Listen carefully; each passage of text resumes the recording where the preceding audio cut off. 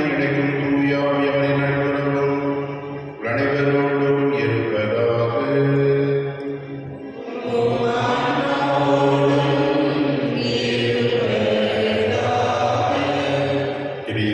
மிக்கவர்களே, உங்கள் அனைவருக்கும் அன்பு கலந்த காலை வணக்கம். இன்றைய திருப்பலிக்கு நண்பர்கள் கூறுகின்றேன். இன்று திரு அவை புனித பெனடிக்ட் துறவி படைத்தலைவரின் விழாவை சிறப்பிக்கின்றோம். புனித பெனடிக்ட் செல்வாக்கு வாழ்ந்த அந்த தன்னுடைய பெற்றோருடைய விட்டு துறவர வாழ்வில் தம்மை முழுமையாக அவர் ஈடுபடுத்தி தன்னுடைய வாழ்க்கையில் 2 குறிக்கோளுடன் வாழ்ந்தார். அவருடைய சபையின் நோக்கம் ஓரா எத் லபோரா. லத்தீன் மொழியில் ஓரா என்றால் ஜெபம், லபோரா என்றால் மகிழ்ச்சி. ஓரா எத் லபோரா. நாம் ஜெபவாழ்வின் வழியாகவும் மற்றும் நம்முடைய பணி வழியாக இறைவனை நாம் அனைவரும் போற்றி புகழ வேண்டும். அவருடைய அருளை பெற்று வாழ வேண்டும். எனவே அன்பிய மக்களை, நாம் ஒவ்வொருவரும் நம்முடைய அன்றாட வாழ்க்கையில் இறைவனை பெற்று ஜெபவாழ்வு வழியாகவும் பணியின் வழியாக நாம் அனைவரும் இறைவனுக்கு அனைவரும் பணிபுரியவும் அவருக்கு ஏற்படுகிற வாழ இந்த திருப்பலி கொண்டாடுவோம். புனித பெனடிக்ட் நம்முடைய வாழ்க்கையில் தேவனின் மீது ஆழ்ந்த பக்தி கொண்டிருந்தார்.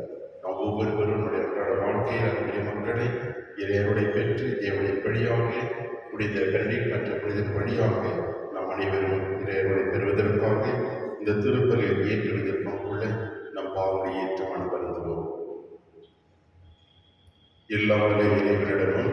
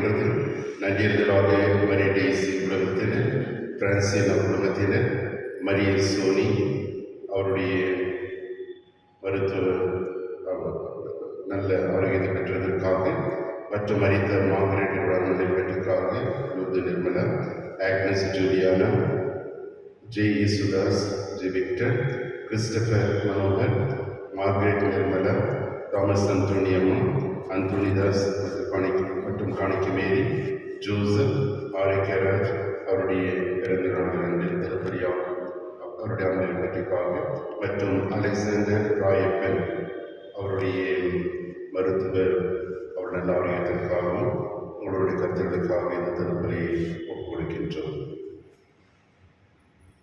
மன்றாடுவோமாக.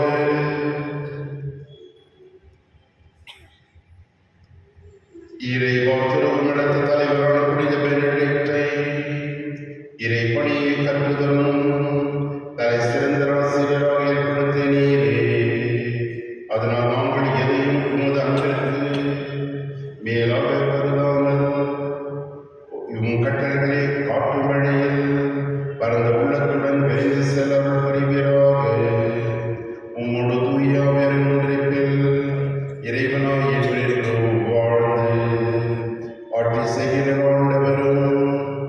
திருமகனாகிய இயேசு கிறிஸ்து வழியாக உம்மை மன்றாடுகின்றோம்.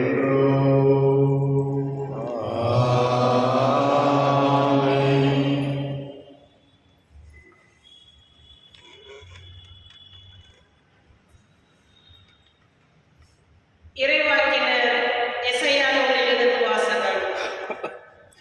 உசியா அரசர் மறைந்த ஆண்டில் மிகவும் உயரமானதோர் அரியணையில் ஆண்டவர் அமர்ந்திருப்பதை நான் கண்டேன். அவரது தொங்கலாடை கோவிலில் எழுப்பி நின்றது. அவருக்கு மேல் சிராபீன்கள் சூழ்ந்து நின்றனர். ஒவ்வொருவருக்கும் 6 இறக்கைகள் இருந்தன.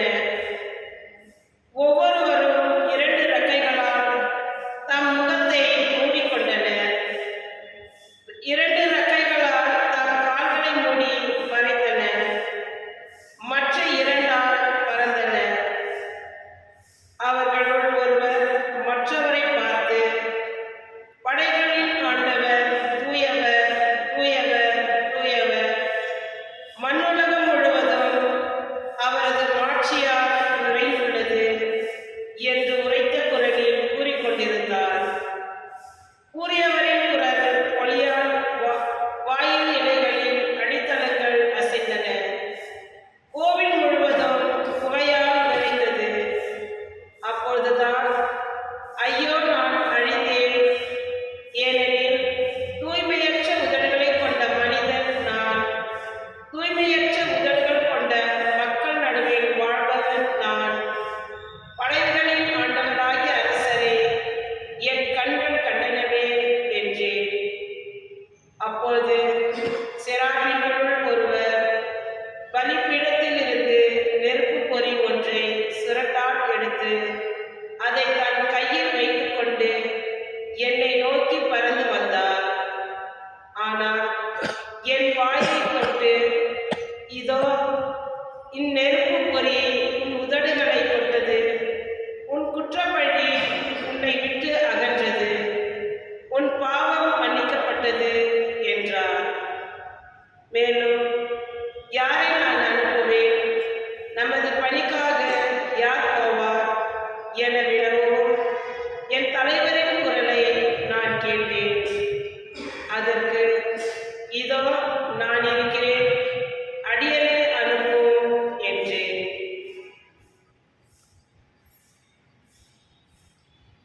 ஆண்டவரின் அருள்வாக்கு. இறைவாக்கு நன்றி. உங்கள் பதில். ஆண்டவர் ஆட்சி செய்கின்றார், மாட்சியை ஆடையாய் அணிந்துள்ளார். ஆண்டவர் ஆட்சி செய்கின்றார், மாட்சியை ஆடையாய் அணிந்துள்ளார். ஆண்டவர் ஆட்சி செய்கின்றார், அவர் மாட்சியை ஆடையாய் அணிந்துள்ளார். ஆண்டவர் வல்லமையை இச்சையாக கொண்டுள்ளார். ஆண்டவர் ஆட்சி செய்கின்றார், மாட்சியை ஆடையாய் அணிந்துள்ளார். பூவுலகை அவரை நிலைப்படுத்தினார், அது அசைவுறாது. உமது அரியணை தொடக்கத்திலிருந்து நிலை பெற்றுள்ளது.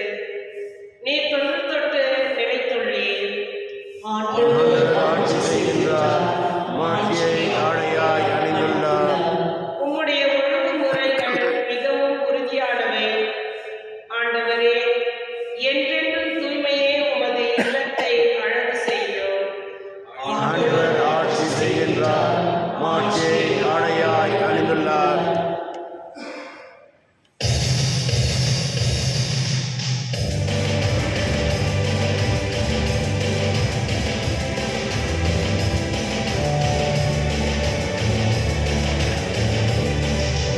அல்லேலூயா.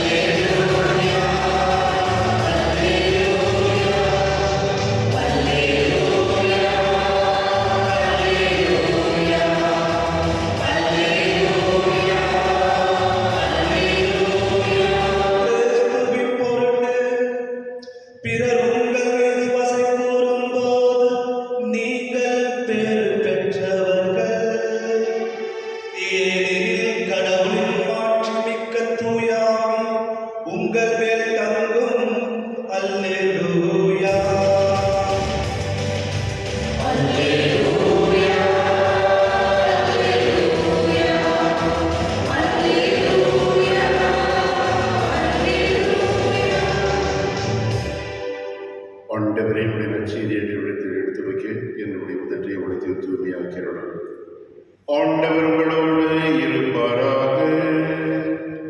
உம் ஆன்மாவோடும் இருப்பாராக. இது மத்திய நற்செய்தியிலிருந்து வாசகம். ஆண்டவரே மாட்சி உமக்கே. அக்காலத்தில் சீடர்களை நோக்கி கூறியது, சீடர் குருவை விட பெரியவர் அல்ல, பணியாளரும் தம் தலைவரை விட பெரியவர் அல்ல. சீடர் தம் குருவை போல் ஆகட்டும், பணியாளர் தம் தலைவரை போல் ஆகட்டும், அதுவே போதும். வீட்டு தலைவரையே பெல்செபூல் என அழைப்பவர்கள் வீட்டாரை பற்றி இன்னும் தலைக்குறைவாக பேச மாட்டார்களா? எனவே அவர்களுக்கு அஞ்ச வேண்டாம். ஏனெனில் வெளிப்படாதவாறு மூடப்பட்டிருப்பதை ஒன்றுமில்லை, அறிய முடியாதவாறு மறைந்திருப்பது ஒன்றுமில்லை.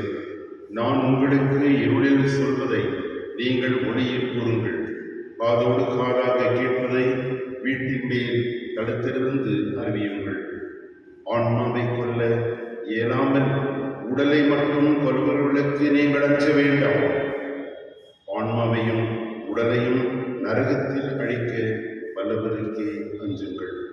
காசுக்கு 2 சிட்டுக்குருவிகள் அவர்கள் விற்பதில்லையா?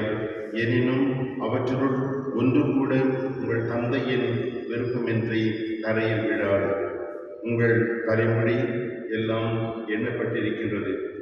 சிட்டுக்குருவிகள் பலவற்றை விட நீங்கள் மேலானவர்கள், எனவே நீங்கள் என்றும் அஞ்சாதீர்கள். மக்கள் முன்னிலையில் என்னை ஏற்றுக்கொள்பவரை விண்ணுலகில் இருக்கும் என் தந்தையின் முன்னிலையிலும் நானும் ஏற்றுக்கொள்வேன். மக்கள் முன்னிலையில் என்னை மறுதளிப்பவர் எவரையும் விண்ணுலகில் இருக்கிற என் தந்தையின் முன்னிலையிலும் நானும் மறுதளிப்பேன் என்றார். கிறிஸ்துவின் நற்செய்தி. கிறிஸ்துவே உமக்கு புகழ். அன்பிலே மக்களே, ஒரு பறவை பறந்து கொண்டு வந்து ஒரு கிளை மீது அமர்ந்தது.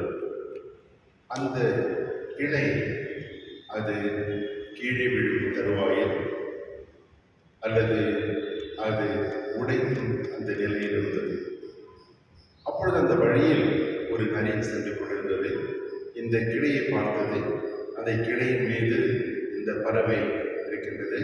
அந்த கிளை ஆடிக்கொண்டிருக்கின்றது. எந்த நேரத்திலும் அது முடிந்த கீழே விழலாம். அப்பொழுது அந்த நரி கீழே அமர்ந்து மேல் அந்த பறவை பார்த்து கொண்டிருந்தது. அப்பொழுது அந்த பறவை கேட்கின்றது, எதற்காக அமர்ந்திருக்கின்றாய்? உடனே அந்த நரி சொல்கின்றது, எதற்காக என்று கேட்கின்றாயா? இன்னும் சில வினாடிகளில் அந்த கிளை உடையும், நீ கீழே விழுவாய், உன்னை நான் கவி கொண்டு சென்று விடுவேன் என்று அந்த நரி சொன்னது. அப்பொழுது அந்த பறவை அந்த நரியை பார்த்து சொன்னது, முட்டாள், நான் இந்த கிளையை நம்பி வாழவில்லை. ஒருவேளை இந்த கிளை முறிந்து அல்லது உடைந்து கீழே விழுந்தால் நான் மேலே பறந்து செல்வேன். எனக்கு 2 கடவுள் கொடுத்திருக்கும் அந்த பறவைகளில் இறக்கை இருக்கின்றது. அந்த 2 இறக்கைகளால் நான் மேலே செல்வேன் என்று அது சொல்லி அந்த நரியை அது திட்டி. அன்புரிய மக்கள், இது ஒரு சிறிய சம்பவம். நாம் திருப்பதித்தோடு சொன்னது போல புனித பெனடிக்ட் அவருடைய வாழ்க்கை என்ன சொல்கிறார் என்றால், நம்முடைய வாழ்க்கை ஒரு பறவை போன்றது. பறவைக்கு எவ்வாறு 2 சிறகுகள் இருக்கின்றதோ, அதே போன்று ஆன்மீக வாழ்வில் நாம் வளர 2 சிறகுகள். ஒன்று ஜெபம், இன்னொன்று பணி. ஓரா எத் லபோரா. இதைதான் புனித பெனடிக்ட் துறவியர் நம்முடைய அன்றாட வாழ்க்கையில் கடைபிடித்து வாழ்வது. ஜெபம், பணி. நாம் ஜெபிக்கும் பொழுது எல்லாம் இறைவனால் தான் முடியும் என்ற நம்பிக்கையுடன் நாம் ஜெபிக்க வேண்டும். ஜெபிக்கும் பொழுது இறைவா உம்மால்தான் எல்லாம் முடியும், நான் ஒன்றுமில்லை என்று அவரின் முழு நம்பிக்கை வைத்து தாழ்ச்சியோடு நாம் கொண்டாடுவது ஜெபிப்பது. அடுத்தது நாம் பணி செய்யும் பொழுது நாம் தான் இந்த பணியை செய்ய வேண்டும். கடவுள் திறமை பயன்படுத்தி நம்முடைய நம்முடைய வாழ்க்கையை மேம்படுத்திக் கொள்ள வேண்டும். தன்னுடைய வாழ்க்கையை நாம் அவர்களுக்கு அவரும் வளர அவர்களுக்கு ஏதோ அமைய வேண்டும் என்று நாம் அனைவரும் நம்முடைய வாழ்க்கையை அமைத்துக் கொண்டால் நம்முடைய மக்களை நம்முடைய இறை வாழ்வில் பக்குவமடையும் ஆன்மீக வாழ்வில் வளர்ச்சியை காண முடியும். இன்றைய நற்செய்தி நாம் வாசிக்க கேட்பது, உங்களுடைய உடலை கொள்பவர்களுக்கு நீங்கள் அஞ்ச வேண்டாம்.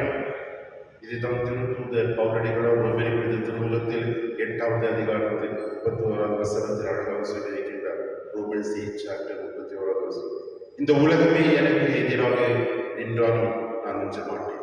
கிறிஸ்து என்னோடு இருக்கும் பொழுது எனக்கு என்ன பயம்? விசுவாசத்தோடு வாழ்ந்தால் பெரிய மக்கள் நாம் ஒவ்வொருவரும் கடவுள் நம்முடன் இருக்கின்றார். அஞ்சாதீர்கள், உலகம் முடியும் வரை நாம் உங்களோடு இருக்கிறேன் என்று நமது ஆண்டவர் முடிந்திருக்கின்றார். எனவே நம்முடைய ஆன்மீக வாழ்க்கையில் இறை அன்போடு இறை நம்பிக்கையில் நாம் அனைவரும் வாழ வேண்டும். ஜெபம் தான் நம்முடைய வாழ்க்கையில் மிகவும் முக்கியம். அடுத்து அன்புமிக்கவர்களை நாம் அனைவரும் பணிபுரிய வேண்டும். ஆண்டவரே ஆண்டவர் என்று சொன்னால் நாம் என்னென்று செல்ல மாட்டோம். இன்றைய வாசிக்க கேட்டோம். கடவுளுக்கு அன்பு செய்யும் என்று சொன்னால் மட்டும் போதாது, அந்த அன்பை நம்முடைய வாழ்க்கையில் செயல்முறையில் நாம் காட்ட வேண்டும். ஏனென்றால் ஆண்டவர் சொல்லியிருக்கின்றார், நீங்கள் பார்க்கும் அன்பினால் தான் இந்த உலகம் நீங்கள் சீரன் என்பதை அறிந்து கொள்ளும். புனித மத்தேயு நற்செய்தி 5வது அதிகாரம் 14வது வசனத்தில் இவ்வாறு வாசிக்கின்றோம். உங்களுடைய ஒளி மனிதன் முன் ஒளிப்பதாக, உங்களுடைய நற்செயல்களை கண்டு அனைவரும் இறைவனை புகழும் என்று சொல்லியிருக்கின்றார். எனவே ஜெபம், பணி, இது இரண்டும் புனித பெனடிக்ட் நம்முடைய வாழ்க்கையில் கடைபிடித்து வாழ்ந்தார்.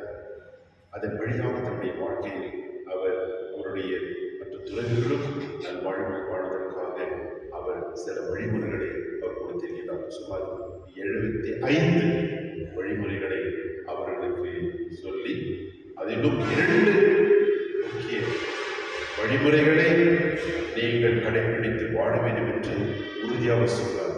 அது என்ன? அது யாவை? 2. ஒன்று நீதி தீர்ப்பு, ஜட்ஜ்மெண்ட். இதை நாம் ஒவ்வொருவரும் உணர்ந்திருக்க வேண்டும். நல்ல மனிதர்களாக வாழ்வதற்கு இறைவனின் திரு சந்நிதியில் நாம் தீர்ப்பில் இருக்கப் போகின்றோம். அப்பொழுது ஆண்டவர் நம்மை கணக்கு கேட்பார். அவருக்கு நாம் கொடுக்க வேண்டும். இன்று இரக்கத்தின் காலம், நாளை தண்டிக்கும் காலம். இன்று மன்னிக்கும் காலம், நாளை நீதியை வழங்கும் காலம். எனவே அது தீர்ப்பு ஆண்டவரிடத்தில் சென்றிருக்கும் பொழுது நாம் அவருக்கு கணக்கு கொடுக்க வேண்டும். 2வது நரக நெருப்பு, இறை தண்டனை. அதுதான் இன்றைய நட்சத்திர வாசி கேட்டோம். உடைய உடலை கொள்பவர்களுக்கு நீங்கள் அஞ்சாதீர்கள். உங்கள் உடலையும் உடைய ஆன்மாவையும் நரகத்தில் தண்டிப்பவர் இறைவன் மீது பயம் இருக்க வேண்டும் என்று. இறைவன் மீது மக்களே, புனித பெனடிக்ட் அவர்கள் இந்த வழிமுறைகளை நம்முடைய துறவியர்களுக்கு கொடுத்தால் அவைகளையும் நாம் கடைபிடித்து வாழ வேண்டும். 2, ஒன்று ஜெபம், ஒன்று பணி. இவைகளை கடைபிடித்து வாழ்ந்தால் கண்டிப்பாக நாம் ஆன்மீக வாழ்வில் வளமுடன் வாழ வேண்டும். நம் நல்ல வாழ்க்கையை வாழும் பொழுது நமக்கு நீதி என்றால் பயமே அவசியம் கிடையாது. உதாரணமாக ஒரு மாணவி நன்றாக படித்து எக்ஸாம்காக நன்றாக தயார் செய்தார், பயனில் எந்த கொஸ்டின் பேப்பர் வந்தாலும் எழுதுங்கள். அதே போல் நாம் ஒவ்வொருவரும் இறைவனுக்கும் அவருடைய கட்டளைகளுக்கும் நம்முடைய மனசாட்சிக்கும் நேர்மையாக வாழும் பொழுது நாம் எந்த ஒரு பயத்திலும் வாழ அவசியமில்லை. தைரியத்தோடு வாழ வேண்டும். அதை நிமிர்ந்து நாம் சமுதாயத்தில் வாழ முடியும். இந்த எண்ணங்களை நாம் அனைவரும் நம்முடைய வாழ்க்கையை கடைபிடித்து வாழ இந்த திருப்பலியில் இறைவனிடம் ஒழுக்கமாய் கொண்டாடுவோம். ஆமென்.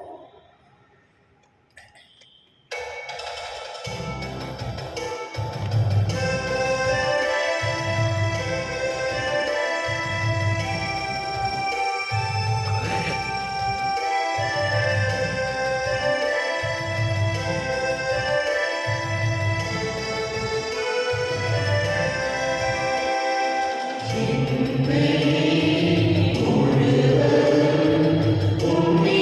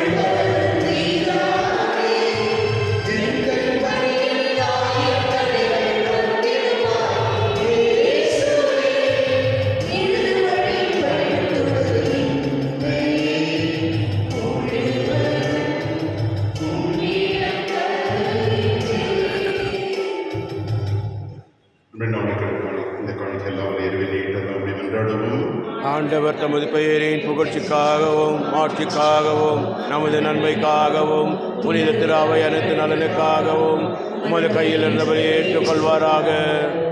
ஆண்டவரை புனிதர்களை விழாவில் நாங்கள் கொண்டு வரும் இக்காணிகளை கனிவுடன் கண்ணோக்கி அருளும்.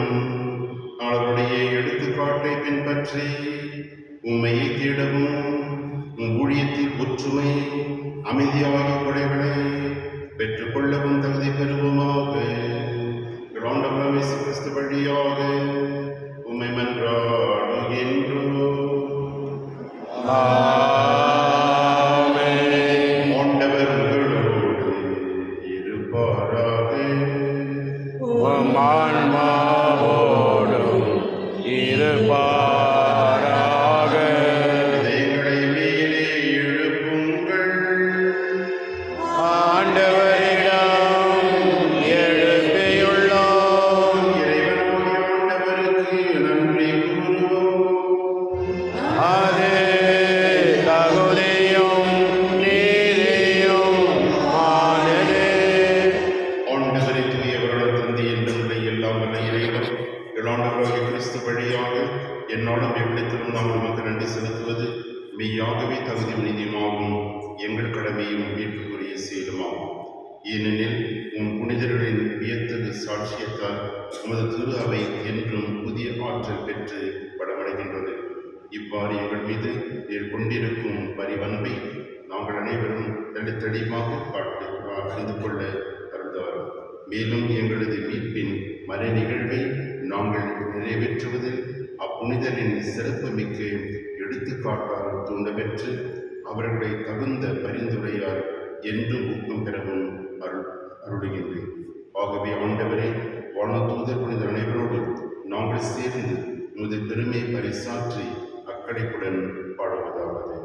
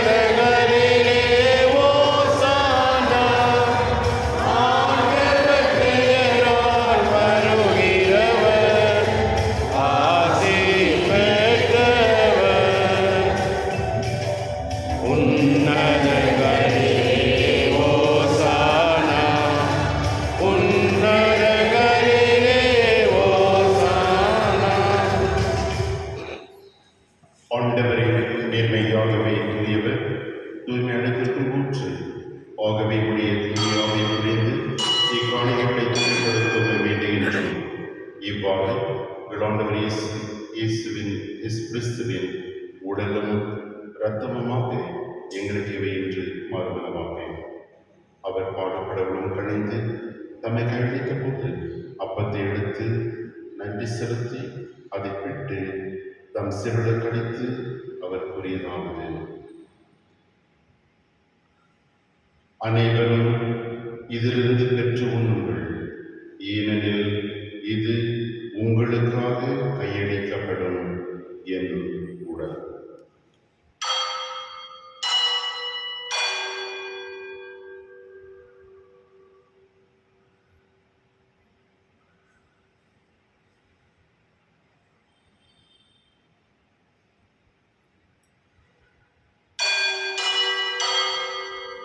அவ்வண்ணமே இருந்து விருது அருந்திய பின் கிண்ணத்தை விடுத்து மீண்டும் உமக்கு நன்றி கூறி தம் சிறுடு கடித்தவர் கூறியதாவது: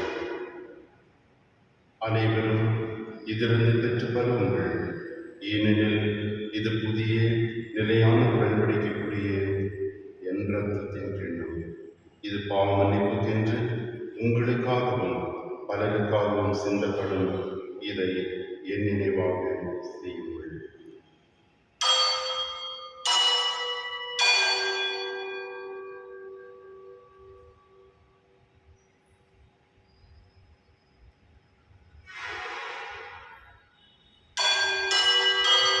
நம்பிக்கையின் மறைபொருள்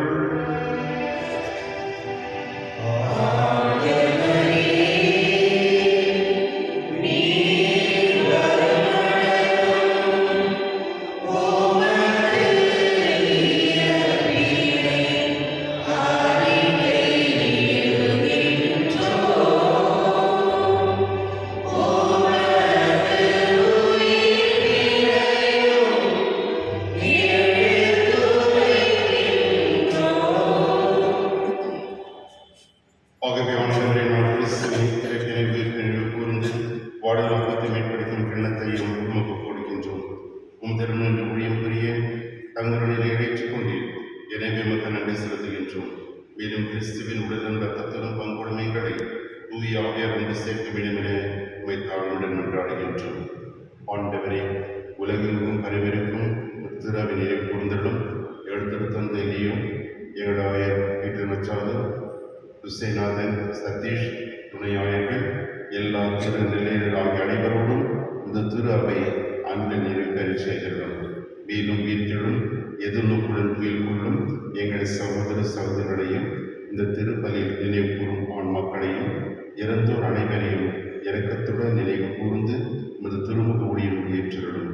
எங்கள் அனைவர் மீது விளக்கமாயும் கடவுளின் கண்ணை தாயின் புனித மரியம், அவருடைய கணவரான புனித யோசேப்பு, புனித திருத்தூதர்கள், புனித பெனடிக்ட், இவ்வுலகில் உமக்கு முதலாக இருந்தவராகிய புனிதர் அனைவருடனும் நாங்கள் இறைவாழ்வில் பங்கு கொள்ளும் தகுதி பெற்று திருமண இயேசு கிறிஸ்து வழியாக உமக்கு வந்தித்து வரமருள உம்மை மன்றாடுகின்றோம்.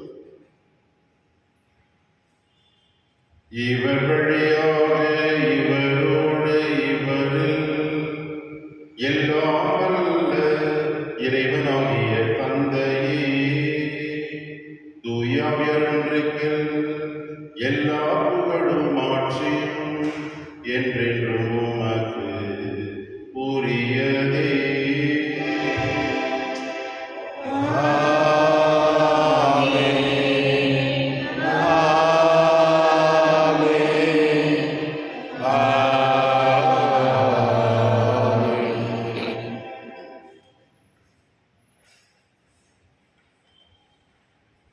அன்பின் மக்கள், என்னுடைய வாழ்க்கை ஒரு பறவை கொண்டது. ஒவ்வொரு பறவைக்கும் 2 சிறகுகள் இறக்கைகள் இருக்கின்றன. அதுதான் ஜெபம், பணி. இவைகள் இரண்டையும் நம்முடைய வாழ்க்கையில் நாம் கடைபிடித்து வாழ்ந்தால், ஜெபிக்கும் பொழுது இறைவா நீர்தான் முதலை, நீர்தான் என்னுடைய வாழ்க்கைக்கு அனைத்தும் என்று நாம் உணர வேண்டும். இது நமக்கு சொல்கிறார்கள், when in a difficulty push, difficulty push. நம்முடைய துன்பத்தை தள்ளுவது கிடையாது. புஷ் என்றால் என்ன? PUSH, pray until something happens. Pray until something happens. கண்டிப்பாக இறைவனால் முடியாத ஒன்றும் கிடையாது. இறைவனில் நம்பிக்கை வைத்து ஜெபிக்க வேண்டும்.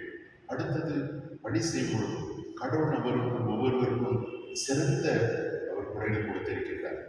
நாம் பிறர் கொடைகளை பார்த்து நாம் காய்மக்காரப்படுகின்றோம். நமக்கு இறைவன் கொடுக்கவில்லை என்று நாம் இறைவனை படிக்கின்றோம். அன்பெரிய மக்களே, ஒவ்வொருவருக்கும் தனிப்பட்ட கொடை இறைவன் கொடுத்திருக்கின்றார்.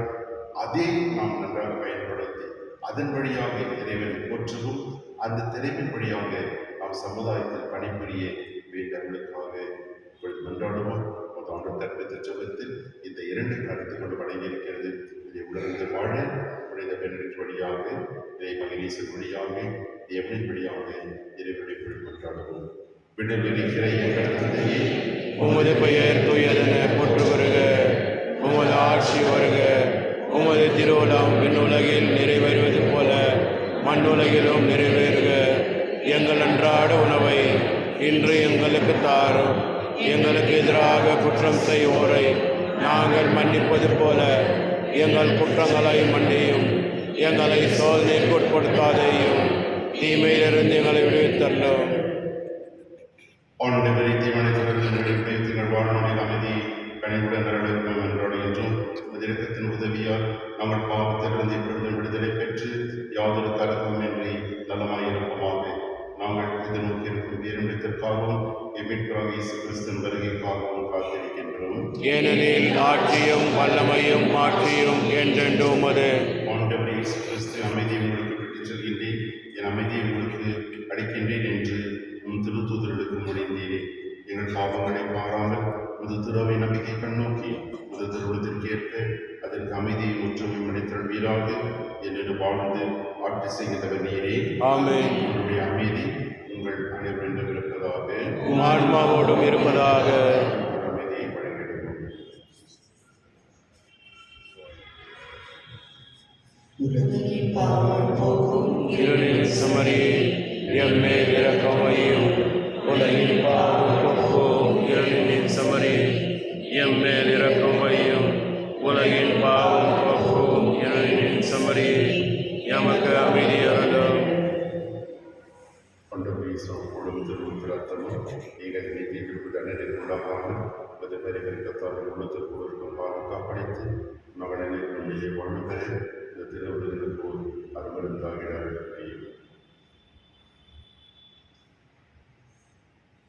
இது வானில் இறங்கி வந்து உயிருள்ள உணவாக இறைவன் இயேசு நம்முடைய ஜெபம் பணி வழியாக ஆன்மீக வாழ்வு வளர்ச்சி பெற நம் ஆன்மாவின் உணவாக வருகின்றனர். இவர்களுக்கு இந்த பாஸ்கா திருவிருந்திற்கு அழைக்கப்பெற்று நாம் அனைவரும் பேறு பெற்றோம். என் ஆண்டவரே, நீர் எழுந்தருள நான் தகுதியற்றவன், ஆனால் ஒரு வார்த்தை மட்டும் சொல்லி அருளும், எனது ஆன்மா நலமடையும். கிறிஸ்துவின் திரு ரத்தம் நம்மை வாழ்வு அழைத்து செல்வதாக. ஆமென்.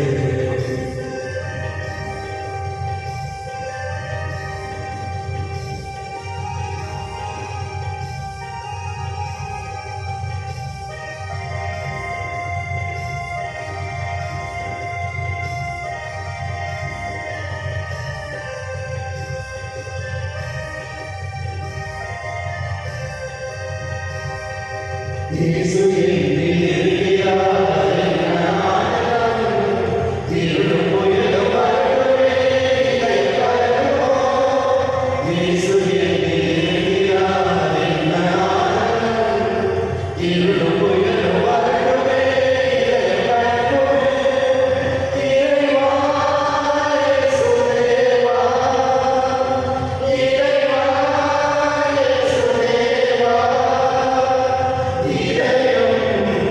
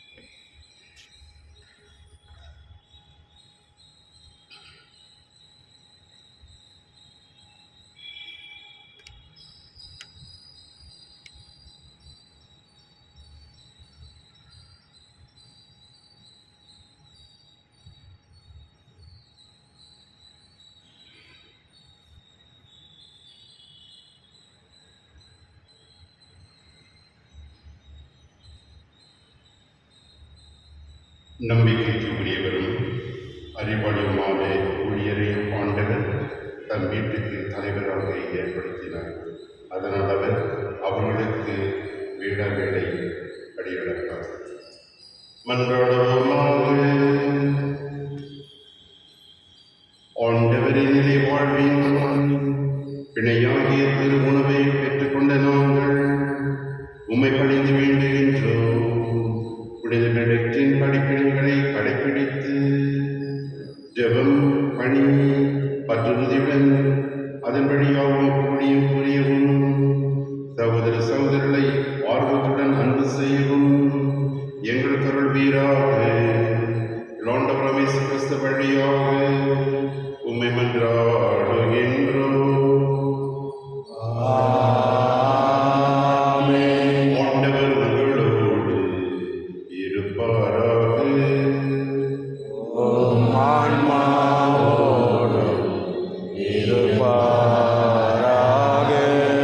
எல்லாம் வல்ல இறைவன் தந்தை, மகன், தூய ஆவியார் ஒவ்வொருவரையும் குடும்பங்களையும் நிறைவாய் ஆசீர்வதிப்பாராக.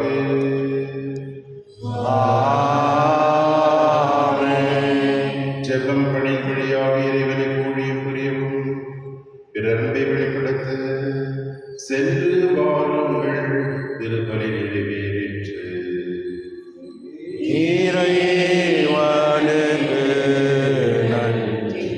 அருளுடைய வாழ்க. ஆண்டவருடனே பெண்களுக்குள் ஆசீர்பட்டவர் நீரே.